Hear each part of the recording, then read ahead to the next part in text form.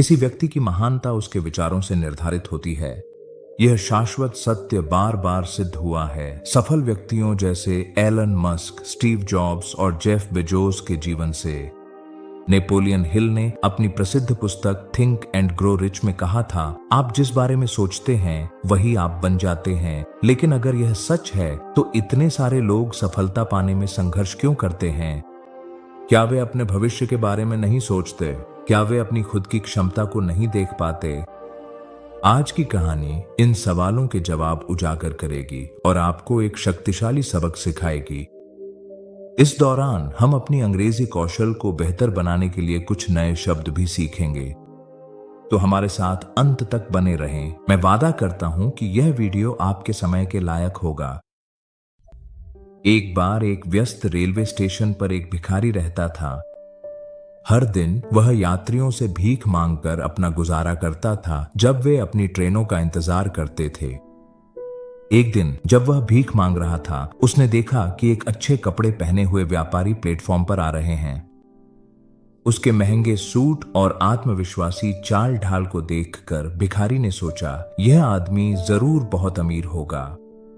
अगर मैं इससे पैसे मांगूंगा तो यह मुझे जरूर अच्छी रकम देगा। इसी उम्मीद के साथ भिखारी व्यापारी के पास गया और अपना हाथ फैला दिया।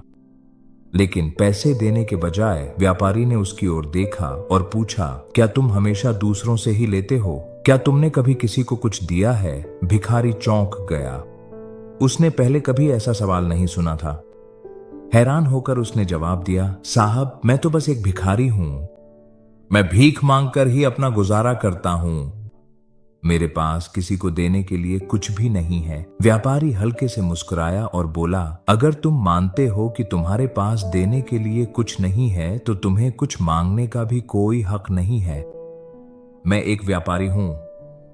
मैं लेन देन में विश्वास करता हूं। अगर तुम मुझे कुछ दे सकते हो तो मैं भी तुम्हें बदले में कुछ दे सकता हूं।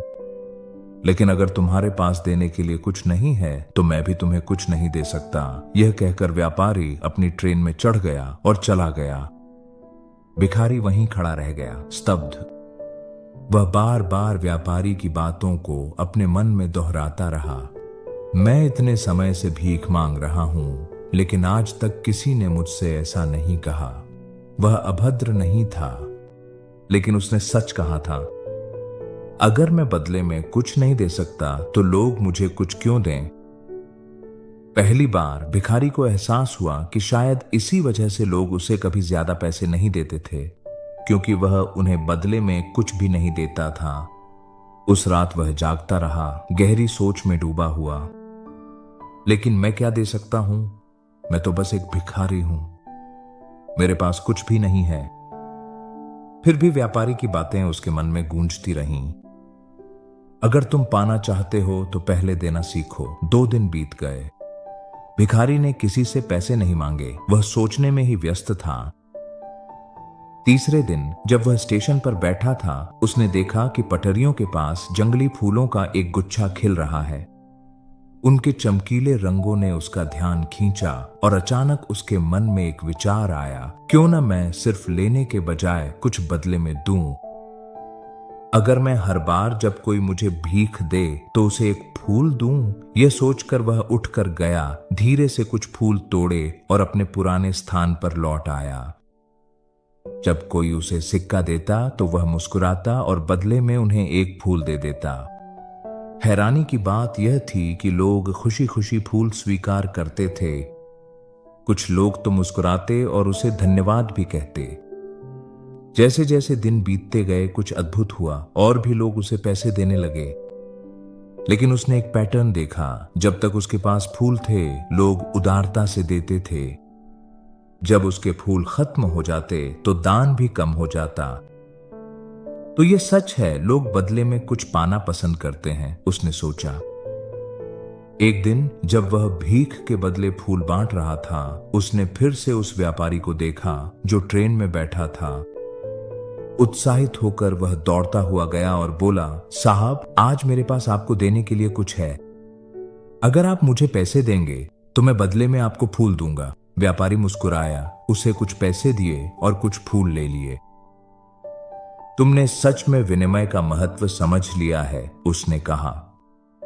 आज तुम सिर्फ भिखारी नहीं रहे, तुम एक व्यापारी बन गए हो। ट्रेन अगले स्टेशन पर पहुंची और व्यापारी उतर गया। भिखारी वहीं खड़ा रहा, उसे जाते हुए देखता रहा। उसके शब्दों ने उसके मन में एक नई सोच जगा दी। क्या मैं अब सच में एक व्यापारी हूं? काफी देर तक वह इसी बारे में सोचता रहा। फिर अचानक उसे कुछ एहसास हुआ। अब मुझे सफलता का रहस्य पता चल गया है। मैं सिर्फ एक भिखारी नहीं हूं, मैं एक व्यापारी हूं।